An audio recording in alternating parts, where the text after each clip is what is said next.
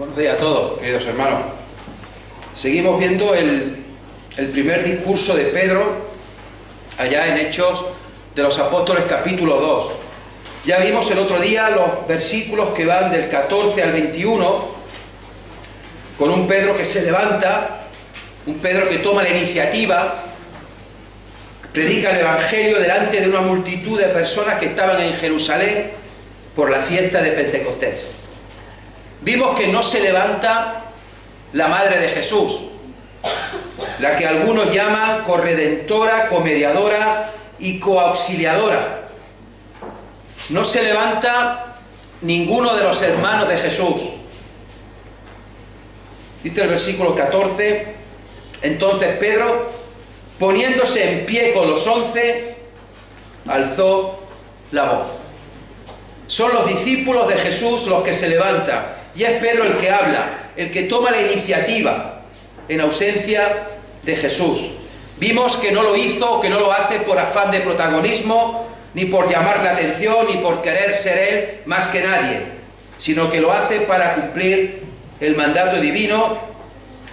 Y entre otros, Mateo 16, 19, a ti te daré las llaves del reino de los cielos. Juan 21, Simón, hijo de Jonás, ¿me amas más que estos? Apacienta mis ovejas, apacienta mis corderos. Y en tercer lugar, cumpliendo la gran comisión, id por todo el mundo y predicad el Evangelio. Y tenemos aquí, en estos versículos, en estas palabras, en este precioso primer discurso de Pedro, un Pedro renovado, un Pedro lleno del Espíritu Santo, un Pedro que ya no se iba a esconder más, un Pedro que ya no iba a negar más, ya no iba a decir, no lo conozco, como aquella vez escondido en el patio junto a las brasas, no iba a decir nunca más, no lo he visto, no sé quién es. Y ahora en mitad de una Jerusalén llena de gente, donde poco antes la multitud había gritado, crucifícale, crucifícale, ahora Pedro se levanta, también cerca del templo, con aquellos mismos sacerdotes, escribas y fariseos, alza la voz y predica el Evangelio, sin importarle lo más mínimo lo que le pueda pasar, lo que le puedan hacer o de lo que le puedan acusar. Y seguro que alzó la voz todo lo más que pudo para que le escucharan cuantos más mejor. Vimos también la profecía de Joel de los versículos 17 al 21, donde Pedro lo primero que hace es apelar a las Escrituras. Vimos que es un texto que no es fácil de entender ni de explicar, porque habla de acontecimientos que son futuros tanto para el profeta Joel, tanto como para nosotros, y habla de acontecimientos que son futuros solamente para el profeta, pero que para nosotros ya son una realidad, son presentes. Vimos aquellos postreros días que hace referencia al versículo 17 y vimos el día del Señor, grande y manifiesto, que dice el versículo 20. Si bien el profeta Joel dice el día grande y espantoso de Jehová. Esos postreros días que habla el profeta son los que estamos nosotros en la actualidad, es decir, el periodo que va entre la primera venida y la segunda venida de Jesús. Y el día del Señor será el día de la segunda venida. Vimos, por tanto, que se trata de una profecía sucesiva que se va cumpliendo según pasa el tiempo. Vimos también que eran aquellos prodigios arriba en el cielo, señales abajo en la tierra, sangre y vapor de humo. El sol se convertirá en tiniebla y la luna en sangre, del versículo 19 y 20. Y por último vimos también aquellas palabras preciosas del versículo 21, y todo aquel que invocare el nombre del Señor será salvo. Aquella causa-efecto. Si no habéis visto la predicación o no estuvisteis aquí la anterior ocasión y quizás no os estáis enterando bien de lo que estoy diciendo, ya sabéis que se graban las predicaciones y se suben a YouTube. Vamos a leer hoy Hechos de los Apóstoles, capítulo 22, y vamos a ver solamente hoy 3 versículos. Pensaba que me iba a ocupar más y pensaba también que íbamos a ver los versículos 25, 26, 27, 28, que hacen referencia al Salmo 16, pero me ha sido imposible. Así que vamos a ver solamente 3 versículos en la mañana de hoy. Hechos de los Apóstoles, capítulo 2, versículo 22. Varones israelitas, oíd estas palabras. Jesús Nazareno, varón aprobado por Dios entre vosotros, con las maravillas, prodigios y señales que Dios hizo entre vosotros por medio de él, como vosotros mismos sabéis. A este, entregado por el determinado consejo y anticipado conocimiento de Dios, prendisteis y matasteis por manos de inicuos, crucificándole, al cual Dios levantó sueltos los dolores de la muerte, por cuanto era imposible que fuese retenido por ella. Hasta aquí la palabra del Señor en esta mañana, la lectura de estos 3 versículos que vamos a comentarlo ahora. Comienza, no sé si se escucha el micrófono. ¿Se escucha el micrófono? ¿Está encendido? Vale, yo me escucho muy poco hoy. Comienza diciendo: varones israelitas, oíd estas palabras. Varones israelitas, oíd estas palabras. Ya hemos dicho antes que la capital, Jerusalén, estaba llena de judíos, de muchísimos lugares, porque era la fiesta de Pentecostés, una fiesta que dicen los estudiosos que reunía casi la misma gente o más que la Pascua. Es como que dice Pedro aquí: vosotros, los varones israelitas, el pueblo escogido por Dios, los hijos de Abraham, de Isaac y de Jacob, vosotros, a los que Dios dio la ley por medio de Moisés, a vosotros, el pueblo de las promesas que Dios nos ha dado, nos sigue dando, varones israelitas, oíd estas palabras. Aquí se dirige Pedro solamente a los judíos, pero no por exclusión, no porque esté dejando de lado a los gentiles, sino porque simplemente la multitud que estaban allí reunidos eran judíos. Jesús había dicho también en Mateo 10, 16, cuando envió a los 12, id antes a las ovejas perdidas de la casa de Israel, y yendo predicad el evangelio, diciendo: el reino de los cielos se ha acercado. Y en esta ocasión son también judíos, israelitas, los primeros en escuchar este primer discurso evangelista de Pedro. También podemos recordar lo que vimos en el capítulo 1 y versículo 8, cuando dice aquel versículo: pero recibiréis poder cuando haya venido sobre vosotros el Espíritu Santo, y me seréis testigos en Jerusalén. Va extendiendo, primero en Jerusalén, después en Judea, la región, después en la región que está más arriba, de Samaria, y hasta lo último de la tierra. Pues aquí tenemos el comienzo: ser testigos en Jerusalén. Y lo primero que hace Pedro es presentar a Jesús. Varones israelitas, oíd estas palabras. Jesús Nazareno. No habla Pedro primero del milagro que les ha pasado hace poco, o como aquel viento recio que llenó el lugar, como aquellas lenguas de fuego. No. No habla tampoco del miedo que tenían semanas atrás, pero que ahora se encontraban bien.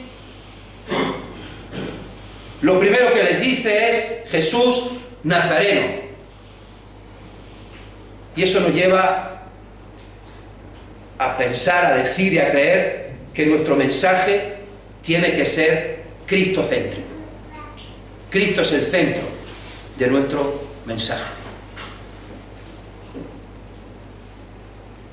No venimos a dar una charla motivacional, ni vengo a contaros cómo me ha ido la semana, ni vengo a deciros cómo hacer que os vaya mejor, o cómo no hacer que os vaya peor.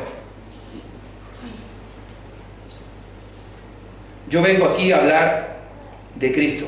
El mensaje es Cristo. El mensaje central no son mis experiencias, ni son mis emociones, ni son mis circunstancias. El mensaje es Cristo. Luego, por supuesto, que está bien, cómo no, que nos contemos los unos a los otros cómo nos va, cómo estamos, pero el centro es Cristo. Y todos los que estaban allí, reunidos, toda aquella multitud de judíos, o habían visto a Jesús en persona o lo habían oído hablar. Jesús era alguien conocido, para bien o para mal. Algunos fue conocido para bien, porque había sanado a mucha gente y había enseñado muchas cosas. Y algunos fue conocido para mal, porque decían y creían de verdad que era un hereje, que era un borracho, que era un glotón, que se saltaba el día de reposo, que era un rebelde a sus padres, que era un enviado de Satanás. Y acabaron por matarle. Y muchos de los que están aquí reunidos son los mismos que habían gritado días atrás: crucifícale, crucifícale. Pedro sigue añadiendo que este Jesús Nazareno fue un varón aprobado por Dios, el Hijo de Dios. Recordamos aquellas palabras y las sabemos de memoria. Cuando Jesús fue bautizado, que se oyó una gran voz del cielo en Mateo 3:17: este es mi Hijo amado, en quien tengo complacencia. También Jesús en Mateo 17, cuando fue a un monte alto, llevándose a Pedro, Juan y a Jacobo, y se transfiguró delante de ellos, dice que su rostro resplandeció como el sol y sus vestidos se hicieron blancos como la luz. Se les aparecieron Moisés y Elías, y una nube de luz los cubrió. Y he aquí una voz desde la nube que decía: este es mi Hijo amado, en quien tengo complacencia, a él oíd. Y este es el varón aprobado por Dios que hace referencia Pedro: este es mi Hijo amado, en quien tengo complacencia, a él oíd. Sigue diciendo el versículo, sigue hablando de las maravillas, los prodigios y las señales que Dios hizo entre vosotros por medio de él. Y si os dije antes que por falta de tiempo solo íbamos a ver hoy 3 versículos y dejaremos para la vez posterior el Salmo 16, si aquí nos detuviéramos con más detalle, no solo me faltaría tiempo en estos 45 o 50 minutos que pueda durar la predicación, es que me faltaría día, es que me faltaría semana, es que nos faltaría tiempo si pusiéramos a hablar de las maravillas, de los prodigios y las señales que Dios hizo entre vosotros por medio de Jesús. Por poner algunos ejemplos, ¿os acordáis aquella vez que se celebró una boda en Caná de Galilea?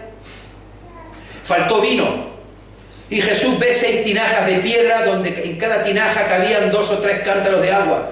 Jesús les dijo: llenadlas. Y las llenaron de agua hasta arriba y de forma milagrosa se transformó el agua en vino.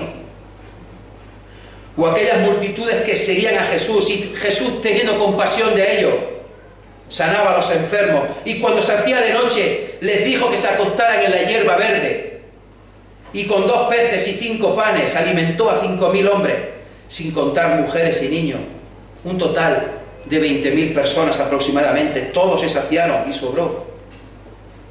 O cuando estaban los discípulos montados en la barca allá en el mar de Galilea, luchando contra corriente, contra una buena cantidad de olas, porque el viento era contrario, y de pronto ven a alguien andando entre las aguas y dicen: un fantasma, y dieron voces de miedo. Y Jesús les habla, yo soy, no temáis. Y en el momento que Jesús pisa la barca, justamente en el momento que pisa la barca, las olas y el viento desaparecen y viene la tranquilidad. Ese otro día, en ese mismo mar de Galilea, ese gran lago que de vez en cuando se forman unas tormentas tremendas, sobre todo por los aires que vienen de los altos del Golán, y se forma aquel día también una tempestad de las grandes, unas olas que cubrían la barca. Y ellos de nuevo, los discípulos, muertos de miedo, gritando y llamando, Señor, sálvanos que perecemos, que morimos. Y Jesús dormía tan tranquilo. Y Jesús, despertándose y levantándose, reprendió a los vientos y reprendió al mar, diciéndoles, calla, enmudece. Y al instante vino la calma absoluta. Aquella vez que Jesús le puso los ojos al ciego de Betsaida y sus ojos fueron restablecidos al instante y vio. O aquel otro ciego llamado Bartimeo que mendigaba en las afueras de Jericó y oyendo que Jesús pasaba por allí comienza a gritar, Señor, Hijo de David, ten misericordia de mí. Muchos le reprendían y le decían, calla, cállate, no molestes, no des voces, calla. Pero él gritaba más y más, Señor, Hijo de David, ten misericordia de mí. Entonces Jesús, deteniéndose, lo manda a llamar y traer. Le dijeron, Bartimeo, ten confianza. Ven, levántate, te llama Jesús. Y cuando llegó a él, Jesús le dijo, ¿qué quieres que te haga? Y dijo Bartimeo, Maestro, que recobre la vista. Jesús le dijo, vete, tu fe te ha salvado. Y enseguida recobró la vista y seguía a Jesús en el camino. Aquel muchacho endemoniado que Jesús le dice al demonio, yo te mando, sal de él y no entres más en él. Y salió al instante y lo dejó. Al leproso le dijo, sé limpio. Y al instante desapareció la lepra. Cuando estaban aquellas hermanas, María y Marta, desconsoladas, llorando, porque su hermano Lázaro había muerto, Jesús llega a la tumba y grita, Lázaro, sal fuera. Y al momento recobró la vida. Podríamos seguir. Nos faltaría día, nos faltaría semana para seguir hablando de las maravillas, seguir hablando de los prodigios y seguir hablando de las señales que hizo Dios por medio de Jesús. Nos dice Juan 21-25, y hay también otras muchas cosas que hizo Jesús, las cuales si se escribieran una por una, pienso que ni aún en el mundo cabrían los libros que se habrían de escribir. Hay también otras muchas cosas que hizo Jesús. Y por eso añade también el texto, añade también este versículo 22 ya al final, como vosotros mismos sabéis. Todo lo que Jesús hizo por 3 años fue notorio en Israel. O lo vieron o lo escucharon.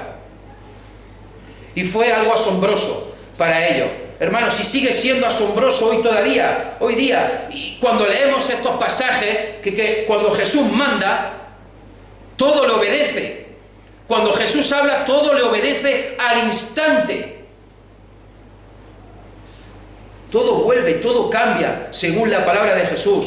Y todo se hace al momento, al instante. No es que se haga en un proceso que dure unos segundos, no, al momento. Le obedece el mar, le obedece el viento, le obedecen los demonios, le obedece la ceguera, la lepra, la vida, la muerte. Todo vuelve, todo cambia según la palabra de Jesús, y todo al instante, no por un proceso, no, al momento, de manera inmediata. Y hermanos, esto es impresionante, maravilla, prodigios y señales, no de un hombre, sino del Hijo de Dios mismo, hecho carne. Sigue diciendo el versículo 23, a este, entregado por el determinado consejo y anticipado conocimiento de Dios, prendisteis y matasteis por manos de inicuos, crucificándole. Este, Jesús, entregado por el determinado consejo y anticipado conocimiento de Dios. La cruz no fue un accidente.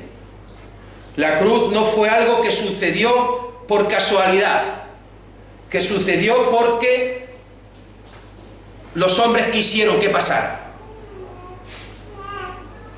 La cruz no fue algo que podía haber pasado o no, según el estado de ánimo de la multitud, según los dirigentes judíos o según los dirigentes romanos.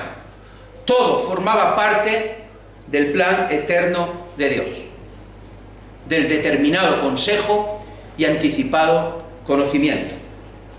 Dice Hechos 3:18, Dios ha cumplido así lo que había antes anunciado por boca de todos sus profetas, que su Cristo había de padecer. Hechos 4:27, una oración preciosa, dice, porque verdaderamente se unieron en esta ciudad contra tu santo Hijo, Jesús, a quien ungiste, Herodes y Poncio Pilato con los gentiles y el pueblo de Israel, para hacer cuanto tu mano y tu consejo habían antes determinado que sucediera. Para hacer cuanto tu mano y tu consejo habían antes determinado que sucediera. Romanos 8:32, el que no escatimó ni a su propio Hijo, sino que lo entregó por todos nosotros, ¿cómo no nos dará también con él todas las cosas? Segunda de Timoteo 1:8, por tanto, no te avergüences de dar testimonio de nuestro Señor, ni de mí, preso suyo, sino participa de las aflicciones por el Evangelio, según el poder de Dios, quien nos salvó y llamó con llamamiento santo, no conforme a nuestras obras, sino según el propósito suyo y la gracia que nos fue dada en Cristo Jesús antes de los tiempos de los siglos. Primera de Pedro 1:18, sabiendo que fuisteis rescatados de vuestra vana manera de vivir, la cual recibisteis de vuestros padres, no con cosas corruptibles como oro o plata, sino con la sangre preciosa de Cristo, como de un cordero sin mancha y sin contaminación, ya destinado desde antes de la fundación del mundo. Isaías 53 nos habla del siervo sufriente, ¿verdad que sabemos ese pasaje también casi de memoria? Dice allí, despreciado y desechado entre los hombres, varón de dolores, experimentado en quebranto. No hay parecer en él, ni hermosura. Ciertamente llevó nuestras enfermedades, sufrió nuestros dolores, herido por nuestras rebeliones, molido por nuestros pecados. El castigo de nuestra paz fue sobre él. Angustiado y afligido, no abrió su boca. Como cordero fue llevado al matadero, y como oveja delante de sus trasquiladores se enmudeció y no abrió su boca. Y dicen los versículos 6 y el versículo 10. Dice el versículo 6, mas Jehová cargó en él el pecado de todos nosotros. Y versículo 10, con todo eso Jehová quiso quebrantarlo, sujetándole a padecimiento. Jehová cargó en él el pecado. Jehová quiso quebrantarlo. ¿Por qué?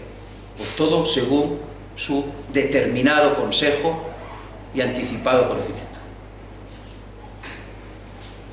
Todo lo que le ocurrió a Jesús, todo fue según el determinado consejo y según el anticipado conocimiento de Dios. Las dos cosas a la vez, no una, las dos. A algunos les gustaría que esto no saliera. A algunos les gustaría poder coger el Típex y quitar la primera parte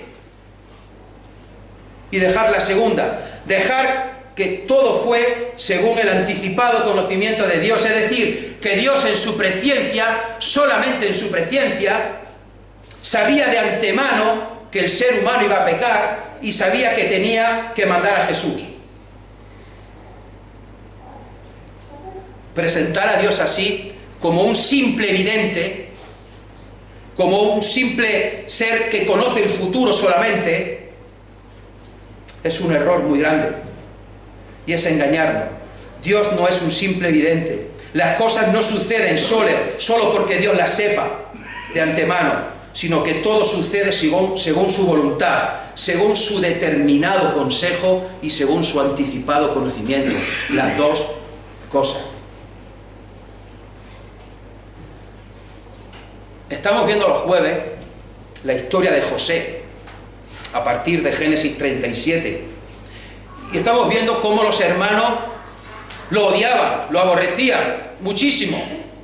Y estando ellos pastoreando las ovejas, le ven venir de lejos con aquella túnica de colores que le había dado Jacob, su padre, y con profundo desprecio dice: ahí viene el soñador. Y planean varias alternativas. Y hemos visto plan A, plan B y plan C. El plan A, matarlo directamente. El plan B, el que propone el hermano mayor, Rubén, echarlo a un pozo y luego, cuando no se enteren los demás hermanos, voy y lo saco. Y hasta a ver si se calma un poco. Y el plan C, a propuesta de Judá, venderlo como esclavo a unos que pasaban por allí, dirección a Egipto. Estamos viendo que se hizo el plan C y que José fue vendido por sus hermanos a los ismaelitas y llevado como esclavo a Egipto, a casa de Potifar, capitán de la guardia de Faraón. Y ya dijimos en su momento que este plan A, el plan B o el plan C, no dependía de la buena suerte o de la mala suerte. No podemos decir menos mal, qué suerte que no se hizo el plan A, el de matarlo. ¿Qué habría pasado entonces en la historia? Hermanos, esto no depende de nosotros. Todo va según el plan de Dios. Todo va según su determinado consejo y anticipado conocimiento. Para Dios no hay plan A, plan B o plan C, dependiendo de las circunstancias. Toda la misión de Jesús había sido establecida desde la eternidad, antes incluso de la creación del mundo, antes incluso de haber creado al hombre. Dios ya había determinado en su consejo y en su anticipado conocimiento que iba a mandar a su Hijo a morir por el pecado de sus hijos. Ya nos dijo Juanvi el otro día y nos lo seguirá diciendo en sucesivos estudios de Romanos, que tenemos que conjugar soberanía de Dios con libertad o responsabilidad del hombre. Que Dios es soberano, no hay duda. Que nosotros tenemos más o menos libertad, eso sí que puede traernos alguna duda. Pero cuidado, hermano, pretender creer que el hombre, el ser humano, tiene más libertad de la que le corresponde quitarle soberanía a Dios. Y Pedro está diciendo aquí que aquel que murió hace unas semanas en una cruz, que fue condenado de manera injusta, no solo es el Hijo de Dios, sino que todo lo que pasó fue por voluntad de Dios, y que todo ocurrió y todo ocurre según su santa y divina voluntad. Es Dios el que marca los tiempos, es Dios el que marca las circunstancias. No somos nosotros, es Dios el que está al control de todo cuanto hay. A veces hemos escuchado o hemos dicho, con buena intención, que con la muerte de Jesús el amor venció al odio, que con la muerte de Jesús el bien venció al mal. Y a ver, no es que esté mal del todo, pero tampoco es correcto del todo. No es exactamente así. No es que fuera una batalla en la que podía haber ganado cualquiera, menos mal. No, no, fue el plan soberano de Dios. El determinado consejo de su voluntad, de su designio. Sabéis que me encanta el pasaje de Isaías 40, y lo menciono a menudo. Un pasaje del cual se habla del incomparable Dios de Israel, y allí se nos dice quién midió las aguas con el hueco de su mano. ¿Quién midió las aguas de toda la tierra con el hueco de su mano? Y los cielos con su palmo. ¿Quién con 3 dedos juntó el polvo de la tierra y pesó los montes con balanza y con pesas los collados? ¿Quién enseñó al Espíritu de Jehová? ¿Y quién le aconsejó enseñándole? ¿A quién pidió consejo Dios para ser avisado? ¿Quién le enseñó el camino del juicio? ¿O quién le enseñó ciencia a Dios? ¿Quién le puede enseñar ciencia a Dios si es Él el que hace la ciencia? ¿Quién le mostró la senda de la prudencia? He aquí que las naciones le son como la gota de agua que cae del cubo, y como polvo menudo en la balanza le son estimadas. He aquí que hace desaparecer las islas como polvo, como nada son todas las naciones delante de él. Y en su comparación serán estimadas en menos que nada, y que lo que no es. ¿A qué pues haréis semejante a Dios? ¿O qué imagen le compondréis? ¿No sabéis? ¿No habéis oído? ¿Nunca os lo han dicho desde el principio? ¿No habéis sido enseñados desde que la tierra se fundó? Él está sentado sobre el círculo de la tierra, cuyos moradores son como langostas. Él extiende los cielos como una cortina, los despliega como una tienda para morar. Él convierte en nada a los poderosos, y a los que gobiernan la tierra hace como cosa vana. ¿A qué pues me haréis semejante, o a qué me compararéis? Dice el Santo. Levantad en alto vuestros ojos y mirad quién creó estas cosas. Él saca y cuenta su ejército. Se refiere a las estrellas del universo, las estrellas del cielo. Él saca y cuenta su ejército, a todas llama por su nombre. Ninguna faltará. Tal es la grandeza de su fuerza y el poder de su dominio. ¿No has sabido? ¿No has oído que Dios eterno es Jehová, el cual creó los confines de la tierra? Hermanos, este es Dios. Y sin embargo, sigue diciendo el versículo 23, prendisteis y matasteis por manos de inicuo, crucificándole. Es decir, lo prendisteis vosotros, lo crucificasteis vosotros, lo matasteis vosotros, por manos de inicuos, por orden de un gobernador romano cobarde, Poncio Pilato, y de Herodes, porque estaba por allí y era su jurisdicción, y fijaros si eran inicuos que se llevaban tan mal que a partir de esto se llevaban bien. Y por manos de unos soldados romanos, gentiles, bárbaros, sin escrúpulos, que lo torturaron y lo mataron. Dios tenía el plan, Dios tenía el determinado consejo y Dios tenía el anticipado conocimiento. Pero estos hombres inicuos fueron el instrumento de Dios para cumplir dicho plan eterno, para que lo crucificaran en aquella cruz. Pero aún formando parte del plan de Dios, estos hombres lo hicieron por su propia voluntad y lo hicieron según su propia libertad. Esto mismo también lo vimos en el capítulo 1 y versículo 16, cuando Pedro dice: era necesario que se cumpliese la escritura acerca de Judas. Por un lado, dice, era necesario que se cumpliera, pero por otro, fue el mismo Judas el que de manera voluntaria, el que de manera libre, el que traicionó a Jesús. Quizá no sea fácil de entender, pero es así. Quizá tampoco es fácil de entender que Jesús, el creador y el sustentador de todo cuanto hay, se hiciera hombre, se hiciera siervo y muriera de la forma más humillante, más violenta, más dolorosa y más deshonrosa que había en aquella época, la cruz. Y aunque tampoco nos cuesta entender eso, ¿cómo puede pasar eso? Lo aceptamos y lo creemos que es así porque viene en la palabra de Dios. La cruz muestra hasta dónde es capaz o hasta dónde fue capaz de llegar el pecado y la maldad, matando a la persona más maravillosa y perfecta que ha habido en este planeta a lo largo de la historia.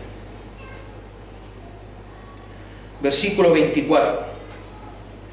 Y aquí vamos a ir un poco más rápido, porque ya este versículo 24 ya enlaza luego con el Salmo 16 que viene a continuación, las palabras de David, y lo veremos en más detalle en la próxima ocasión. Versículo 24, al cual Dios levantó, sueltos los dolores de la muerte, por cuanto era imposible que fuese retenido por ella.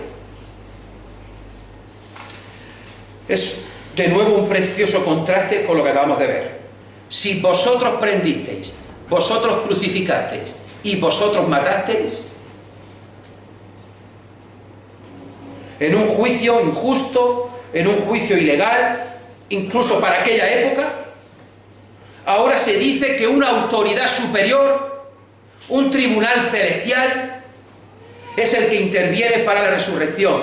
Dios le levantó de los muertos. Fue Dios el Padre.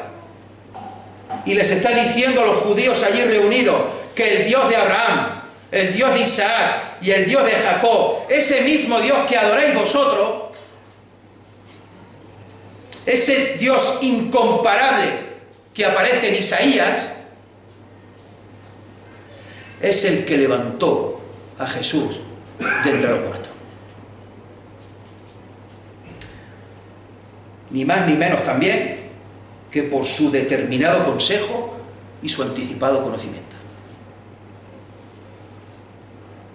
Romanos 4:24. A los que creemos en el que levantó de los muertos a Jesús, Señor nuestro, el cual fue entregado por nuestras transgresiones y resucitado para nuestra justificación. A los que creemos en el que levantó de los muertos a Jesús, el Padre. ¿Os habéis fijado, hermanos, en el énfasis que hace Pedro en estos 3 versículos en su discurso sobre la figura del Padre? Me llama mucho la atención. Aparece en 3 versículos 4 veces. Y me llama la atención porque a veces somos nosotros muy de presentar a Dios o de pensar o de imaginar a Dios como que es un Dios justo, un Dios enfadado, un Dios vengativo. Y por otro lado presentamos o pensamos o visualizamos o creemos que Jesús es misericordioso, es amor y es un poco como el que calma, el que placa la ira del Padre. Pero aquí se nos dice, fijaros lo que se dice aquí, que Jesús fue un varón aprobado por Dios, que las maravillas, las señales y los prodigios las hizo ¿quién? Dios, por medio de Jesús. Que todo lo que ocurrió fue según el determinado consejo y anticipado conocimiento de Dios. Y el cuarto lugar, que Dios levantó de los muertos a Jesús. Sigue diciendo el versículo, sueltos los dolores de la muerte. ¿Qué sufrimiento más intenso pasó Jesús?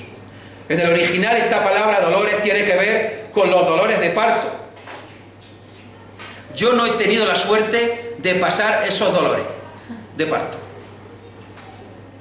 Pero muchas de las que estáis aquí, sí.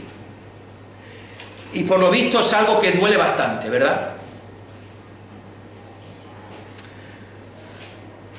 Me sirve un poco de consuelo que dicen que un dolor que se acerca bastante al dolor del parto es el del cólico biliar o el cólico nefrítico. Y aquí algunos de los que estamos aquí sabemos de lo que estamos hablando. No hemos parido, pero sabemos lo que es un cólico. Algunas habéis parido y sabéis lo que es un cólico. Ya podéis comparar.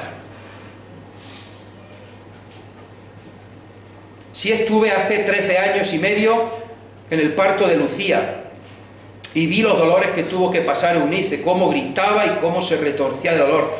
No le dio tiempo a ponerse la epidural. Cuando le vinieron las contracciones, ya había dilatado bastante, le dijeron, no merece la pena, tira para abajo y da a luz de forma natural. Fue algo impactante el dolor tan fuerte, tan horroroso que pasó. Los gritos. Pero cuando dio a luz al bebé, ya se acabaron los dolores. Sueltos los dolores de la muerte. Una agonía grandísima, la que tuvo que pasar Jesús, que incluso sudaba grandes gotas de sangre allá en Getsemaní. Tal era su agonía. Con la muerte de Jesús acabaron sus dolores físicos y Dios le levantó de la muerte. La resurrección interrumpió ese periodo de angustia y de sufrimiento. Y acaba diciendo el versículo, precioso, por cuanto era imposible que fuese retenido por ella. Al igual que es imposible, llegado el momento, que una madre pueda retener más tiempo al bebé en su interior, era imposible que la muerte lo pudiera retener más. Jesús no podía estar más en la tumba. La muerte no podía retener al autor de la vida. Dios lo levantó de los muertos, lo ascendió a los cielos y está sentado a su diestra. Voy a pedir a los músicos que se vayan preparando, pues vamos a cantar una canción, un himno a modo de oración final. Y sí digo himno, no sé bien qué diferencia habrá entre canción e himno, luego que me lo explique los que llevan muchos años en el conservatorio. Desde hace un par de años o 3 o 4 cantamos este himno precioso, titulado Ante el trono celestial. ¿Lo puedes poner ya, Juan? Ahí. Titulado Ante el trono celestial. Igual pensamos que es una canción nueva, porque llevamos 4 años cantándola, pero no lo es una canción que tiene ya su tiempo. Es un himno que fue escrito por una mujer, una compositora de himnos en Irlanda llamada Charity Liz Smith. De los muchísimos himnos que escribió, este fue el más famoso. Lo escribió hace 160 años. O sea, no es una canción reciente. 160 años. Si bien durante más de 100 años apenas se cantó, hasta que alguien lo rescató, lo escuchó y después se tradujo a nuestro idioma. Antes de cantarlo, quiero leerlo, la letra, porque es preciosa y para que tengamos muy en cuenta lo que cantamos, y después de leerlo lo cantaremos a modo de oración final. Dice la estrofa 1: ante el trono celestial Él intercede hoy por mí, gran sacerdote es Jesús, quien por siempre vivirá, y en sus manos, por su amor, mi nombre ya grabado está, y mientras en su trono esté, nadie de Él me apartará.